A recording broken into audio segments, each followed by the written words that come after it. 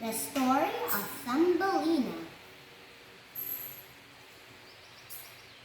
There was once a tiny little girl.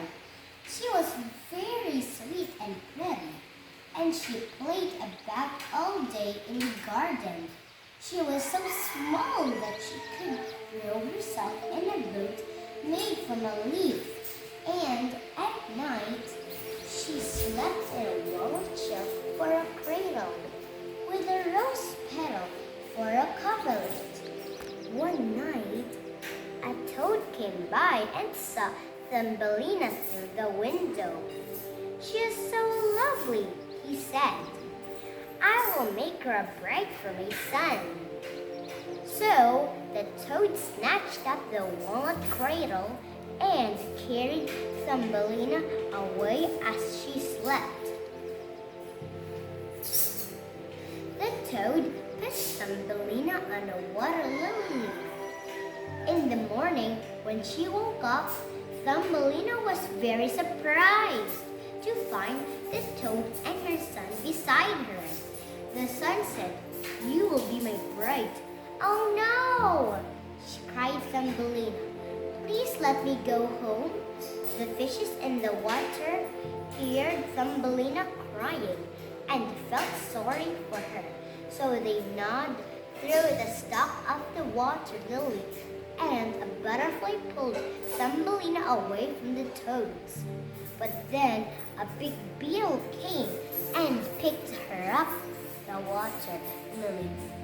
The beetle took Thumbelina into a forest where lived many other beetles.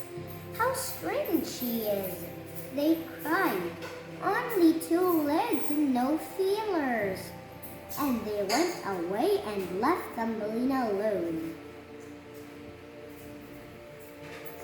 Thumbelina lived by herself in the forest for a time until winter came along. Then she walked about looking for shelter. At last, she met a field mouse who said, "You poor thing, please come into my house." The kind field mouse kept Thumbelina in her house all winter, and Thumbelina read stories to the mouse, who liked this very much. Now, the field mouse had a mole as a neighbor. He was very rich, and the mouse thought it would be a good thing for Thumbelina to marry the mole. One day, the mole invited Thumbelina and the mouse to his house. On the way, they found a swallow overcome by cold, and Thumbelina helped him get warm again. Finally came the day when Thumbelina was to marry the mole. Moles live under the ground, and Thumbelina sadly came out to say goodbye to the near sun when the swallow suddenly swooped down near her. "Let us fly together to the warm countries of the south," he cried. So Thumbelina climbed on his back, and the swallow flew high into the sky and away. The swallow with Thumbelina on his back flew towards the south until they reached a beautiful warm country. The swallow put Thumbelina down on a big flower, and standing there was the handsome prince of the flowers.